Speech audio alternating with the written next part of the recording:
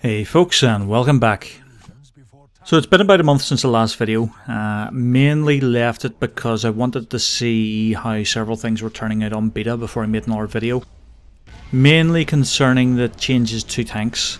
Over the past 3 to 4 weeks, tanks on beta / PTR have undergone quite a lot of changes to their defensives, to their cooldowns, their self-healing, etc.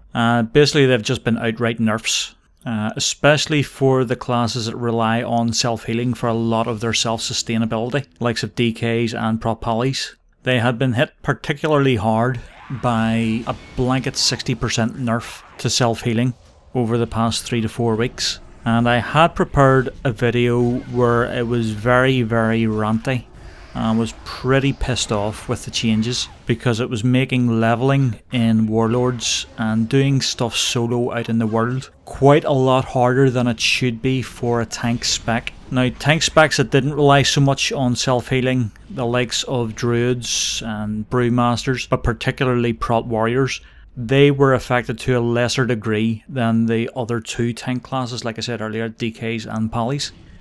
So the blanket nerf to self-heals because of Resolve, the change from Vengeance to Resolve, it had hit our survivability quite hard. It had got to the point where it was actually easier to survive as a Prot Pally, speccing into Ret and sticking with a one-hander and a shield, because you were able to keep yourself up a lot easier than you were as a Prot Pally, which is patently ridiculous.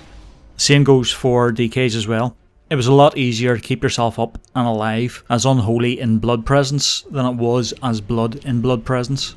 And that's just, like I said, ridiculous. Tank specs should be the spec that have the biggest amount of self-sustain and survivability out of all specs across any class whatsoever. But for the past 3 to 4 weeks this hasn't been the case. However, over the last day or so there has been a new build put up in the PTR.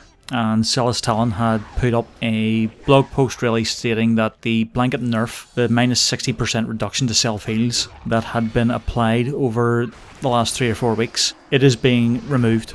And they have changed the kick-in point for Resolve so that basically self-heals are where they should be.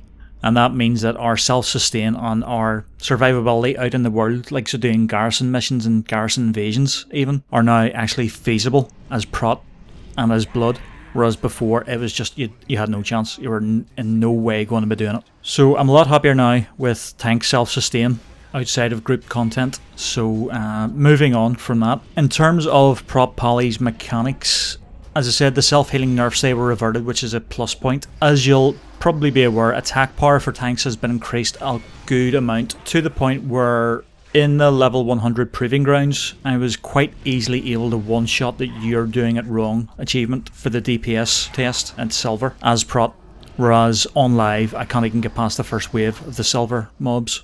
So tank DPS has increased significantly without Vengeance / Resolve, which is good because it makes questing and doing stuff out in the world day to day a lot more efficient.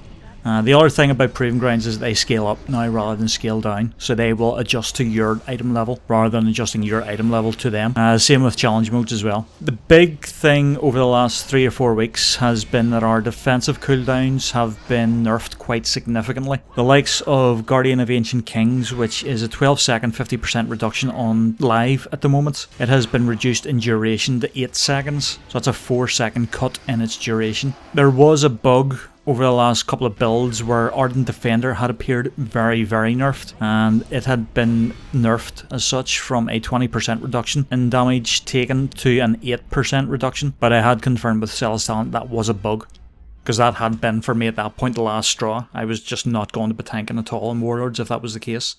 But over the last couple of builds things have improved immeasurably, which means I'm a lot more comfortable about day-to-day stuff as Prot. And of course, Shield of the Righteous has been cut in effectiveness rather than duration, because Prot Pallies have the active mitigation that needs the best timing out of all the tanks, because it is only a 3-second reduction in damage taken, but that has now been nerfed.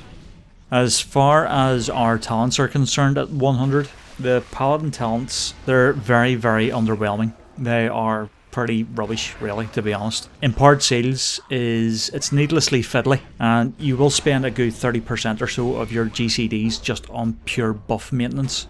If they want empowered seals to be realistically viable, they need to enable that talent to take your seal switching off the GCD, off the global cooldown, because otherwise you're going to be spending a good 30% of your available GCDs maintaining those 3 seal buffs. Because for those that don't know, what it means is whenever you judge, you will get a temporary 20-second buff to one of your stats. So Seal of Truth will increase your attack power by 15% for 20 seconds when you use Judgment. Seal of Righteousness will increase your haste by 15% for 20 seconds. And Seal of Insight will heal you for 1% of your maximum health every 2 seconds for 20 seconds.